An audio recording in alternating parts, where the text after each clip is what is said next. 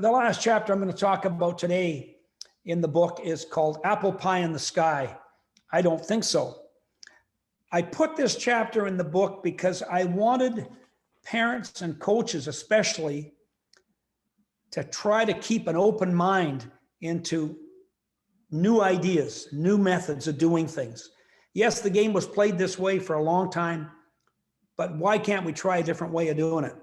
So a lot of Hockey Canada and USA Hockey's information is based upon small ice. We have the checking, body checking has been moved back into the game at a little bit higher level. People at first were so opposed to these things, and there's probably some still are. But I really believe as parents, adults, hockey administrators, and coaches, we have to have an open mind. New ideas offer possibilities. And with possibilities, there's progress possible. So I think we have to look at that, give it a chance. So for example, in this chapter, I talk about, it's very interesting. I talk about coaches having an open mind. And there's a coaching continuum that I'm going to talk a bit about here with you. To me, balance is everything for a coach. If you can keep your perspective in balance, be open to new ideas. Yes, you believe in certain things. Yes, you believe in certain ways of teaching the game. But if you can be balanced and open-mindedness, have some open-mindedness, I think that helps you do the job. So here's a couple of things on a continuum. As a coach, you can be an intimidating coach.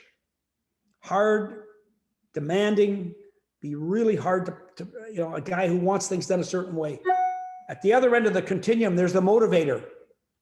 A guy who's less that way. He's more, his way of getting things done is by motivating, not intimidating. Another aspect of coaching, demanding and understanding. You can be demanding where it's got to be your way or it's a highway, or you can be understanding, realizing players play it differently, players think differently. There are different ways to do the same thing. Players have that within the game, and it's positive. You can be instructing, and that's your philosophy of how you teach, or you can be guiding. Here, with instructing, you give more information. With guiding, you ask more questions. It's a balance. So there's a continuum there you have to be aware of. And the fourth continuum, I think, is you can be a guy who's, and this is maybe at the higher levels, you can be a guy who stresses conformity. You want everybody to play the same way. You want things done the same way. You want all the players to play exactly the same way. Or you can be a guy who's more based upon your coaching on creativity. You think a player's got certain skill sets, he should be able to do certain things. He should be able to try different things. So you're more of a creative guy that wants players to express themselves based upon their skill level and their game sense. So that's a conformity to creativity continuum. So there's really 3 or 4 continuums for a coach. But there's also continuums for parents to keep the game in balance. And I think that's really almost more important than it is for the coach to have this balance, is the parents. If a parent's hockey relationship with their youngster, there's a continuum in several aspects. Here's a couple. Constant scrutiny. You continually watch your kid and you scrutinize how he plays. Okay, a lot of people approach watching their children that way. At the other end, there's people that observe the game, parents, and enjoy it. That's their end. They're at the other end of the continuum.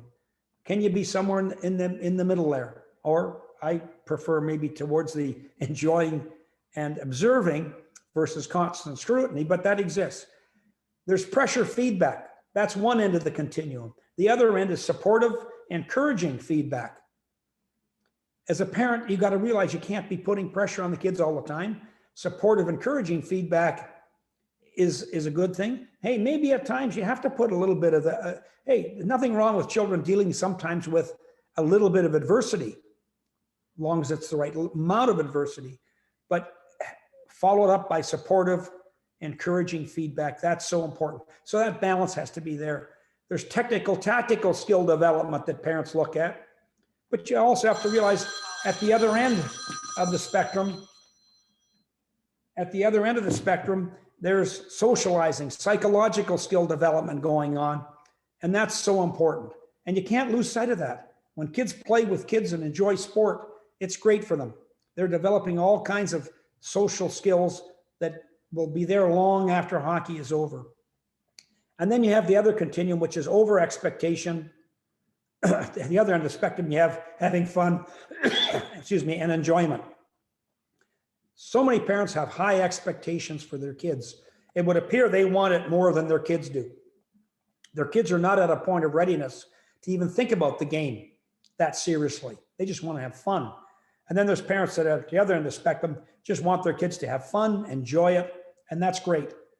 I'm saying there's got to be some balance in that spectrum somewhere in that continuum. So that chapter, Apple Pie in the Sky, I don't think so, is just to try to get people to keep the game in perspective, to keep some balance to your view of the game, to keep some balance to the view of your child in the game.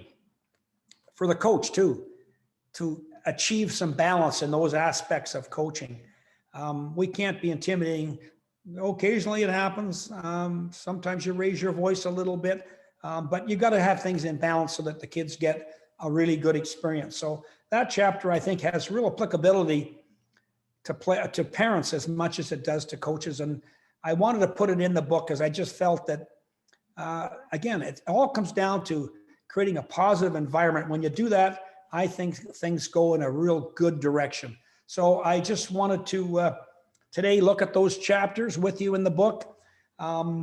They're topical, and I think they do help a person maybe understand the game better, but also understand the other options in the game, other ways of viewing my role in the game as a parent or as a coach or as a player. So that's some chapters in the book I think that are applicable to youth coaches